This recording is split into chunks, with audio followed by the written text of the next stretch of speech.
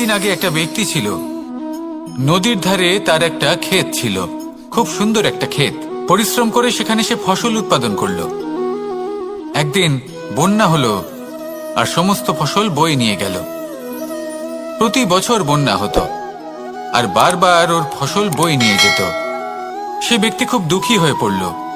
সে ভাবল, কেন বারবার আমার সাথে এরকম হয়? তখন একজন ওকে বোঝালো যে প্রতি বছর যখন এই বন্যা আসে তখন সে তোমার ক্ষেত উর্বর মৃত্তিকা দ্বারা পুষ্ট করে তোলে।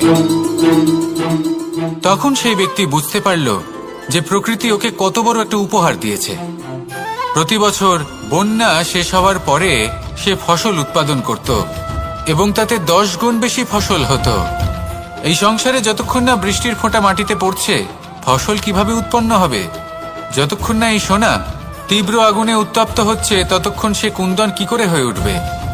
সেইভাবেই যতক্ষণ না আপনি সমস্যার সম্মুখীন হচ্ছেন, জীবনে সামনে এগোবেন কিভাবে? তাই বিপদ হোক বা সমস্যা, তার সম্মুখীন হন, আর তাও ইতিবাচক মনোভাব নিয়ে। দেখবেন অবশেষে আপনি বিকাশের পথে অগ্রসর হয়েছেন।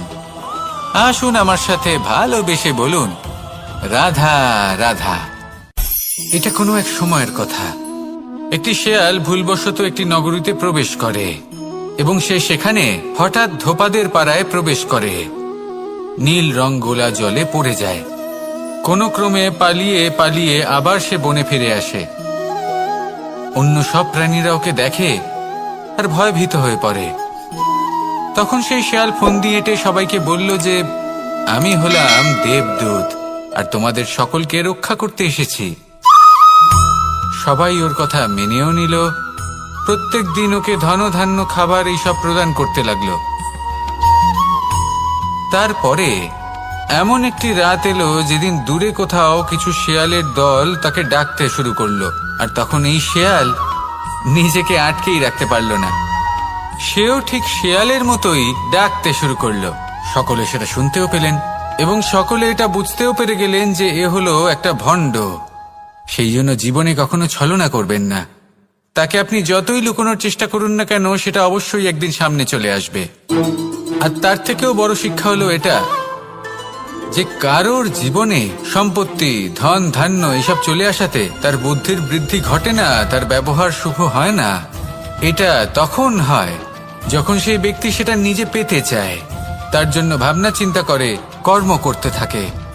আর যখন একজন ব্যক্তি নিজের বুদ্ধি এবং ব্যবহার উন্নত এবং শ্রেষ্ঠ করে তুলতে পারেন, তখন তিনি নির্ধন হয়েও ধন অর্জন করতে পারেন। ঠিক পদ্মফুলের মতো। একটি পদ্মফুল কিন্তু জন্ম নেয় পাকের মধ্যে। তারপরেও এই পদ্মফুল দেবতাদের প্রসাধনের অঙ্গ হয়ে ওঠে। আসুন আর আমার সাথে ভালোবেসে বলুন, রাধা রাধা। মানুষের শরীরের বিভিন্ন অঙ্গ দ্বারা ভিন্ন ভিন্ন প্রকারের কাজ করা হয়, আর সেই জন্য মানুষ নিজের শরীরের যত্ন করে, তার খেয়াল রাখে, নিজের শরীরকে সুস্থ রাখে, স্বচ্ছ রাখে, বস্ত্র পরিধান করে, আর কোথাও আঘাত লাগলে ক্ষতস্থান ঢেকে ফেলে। মানুষের শরীরে এমন একটি অঙ্গ আছে যা চোখে দেখা যায় না, যা অদৃশ্য থাকে, কিন্তু সেইটা দিয়ে মানুষের বিষয়ে অনেক কিছু জানা যায়। এবং মানুষের শরীরের সেই অঙ্গের নাম হল বাণী, আপনার ভাষা। আপনি যেভাবে কথা বলেন, যার সাথে কথা বলেন, আপনি যেভাবে শব্দ চয়ন করেন, তার দ্বারা আপনার বিষয়ে অনেক কিছু বোঝা যায়, আপনার ব্যক্তিত্বের বিষয়ে অনেক কিছু বোঝা যায়। সেই জন্য সবসময় কিছু বলার আগে একটু ভেবে নিন, নিজের কথার ওপর একটু নিয়ন্ত্রণ রাখুন। আমার কথা শুনুন, এই হৃদয়কে শুদ্ধ করে তুলুন। যদি এই হৃদয় শুদ্ধ থাকে, তাহলে সর্বদা মধুর বাণী নির্গত হবে, যা সবাইকে প্রফুল্ল করে তুলবে। আর তখন এই মন প্রসন্ন হয়ে বলবে, রাধা রাধা। কিছু মানুষ চিরকাল দুঃখে থাকেন, বলেন যে দূরত্বের কারণে ওনাদের ভালোবাসা সমাপ্ত হয়ে গেছে। এমনও কিছু মানুষ আছেন যারা বলেন যে দূরত্বের জন্য ভালোবাসা বৃদ্ধি পায়। কেউ বলেন কাছাকাছি এলে ভালোবাসা বৃদ্ধি পায়। কিন্তু আসল সত্য হলো এটাই যে দূরত্ব ভালোবাসা পরিমাপ করার কোনো মাপদণ্ডই নয়। চাতক পাখিকে দেখুন, সারা বছর সে অপেক্ষা করে যে কখন বর্ষা আসবে আর ওর তৃষ্ণা নিবারণ হবে। বর্ষার জল ছাড়া ও আর অন্য কোনো জল পান করে না। তাহলে বলুন, এই যে দূরত্বের জন্য ওদের ভালোবাসা কি সমাপ্ত হলো? এই ভালোবাসা আপনার মানসিকতা বুঝতে পারে, সে আপনার মনে লুকিয়ে থাকা আবেগ বুঝে নিতে পারে। তা সে আপনি যতই দূরে চলে যান না কেন, যতই কাছে আসুন না কেন, শুধু নিজের আবেগগুলিকে কখনো মলিন হতে দেবেন না, স্বার্থ জড়িয়ে ফেলবেন না। প্রেমকে পবিত্র করে তুলুন, এই প্রেম ক্রমাগত বৃদ্ধি পাবে। আসুন আর এই ভালোবাসার সাথে বলুন, রাধা রাধা। মানুষ নিজের জীবনে সেই সবকিছু লাভ করতে পারে যা সে কামনা করে, শুধু প্রয়োজন হলো ইচ্ছে এবং সিদ্ধান্তের। এবার এই ইচ্ছে আসলে কি? সেটা হলো এই মনে প্রকট হওয়া একটি ভাবনা, একটি আবেগ। শুধু তা দিয়ে কিছুই হয় না।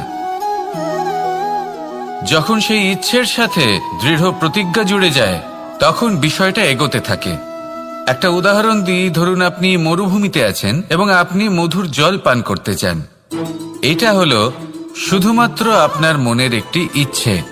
যখন এই ইচ্ছের সাথে সিদ্ধান্ত জুড়ে যায়, তখন আপনি সেই মরুভূমিতে গর্ত খুঁড়তে চেষ্টা করেন। আর যখন এই সিদ্ধান্তের সাথে নিষ্ঠা জড়িত হয়, তখন আপনাকে সেই জল লাভ করার থেকে কেউ বাধা দিতে পারে না।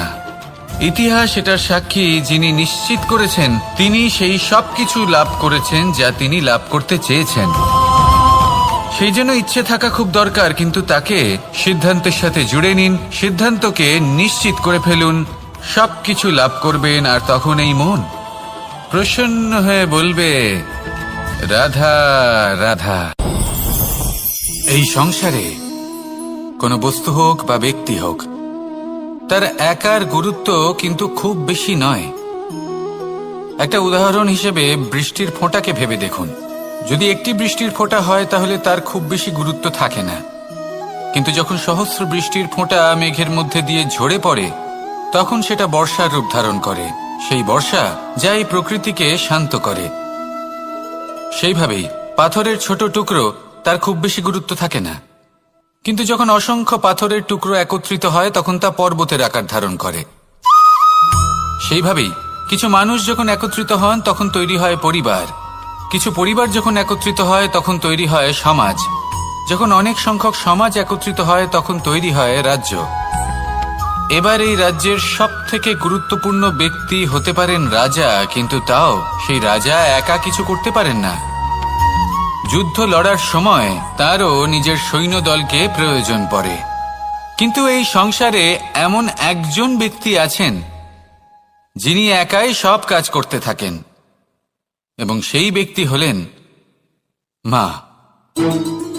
আমাদের জীবনে একজন পিতার ভূমিকা কিন্তু নিঃসন্দেহে অমূল্য, কিন্তু আমাদের সকলের জীবনে যে ভূমিকা একজন মায়ের তা অন্য কারোর থাকে না। একজন মা একাই সন্তানকে বড় করতে পারেন, সংস্কারী করে তুলতে পারেন, তার জন্য পরিশ্রম করেন। আর এত কিছু কাজ করার পরেও তার কাজের জন্য তিনি প্রশংসা অবশ্য পান না। উল্টে যদি সেই সন্তান অনুচিত পথে চালিত হয়, অনুচিত কর্ম করে, তখন সেই মাকেই অপবাদের পাত্র হয়ে উঠতে হয়। আমাদের জীবনে মায়ের যোগদান কতটা সেটা বুঝুন। আপনাকে বড় করে তোলার জন্য উনি কতটা পরিশ্রম করেছেন সেটা বুঝুন। আজ থেকে, এখন থেকে, এই মুহূর্ত থেকে মাকে সম্মান করতে শিখুন। যখন সময় পাবেন, যখন সুযোগ হবে, তখন তার প্রশংসা করুন, ওনারও ভালো লাগবে। আর মায়ের এই মমতার জন্য, তার এই ভূমিকার জন্য আসুন সবাই মিলে আমরা তাকে প্রণাম করি, আর সকলে মিলে ভালোবেসে বলি, রাধা রাধা।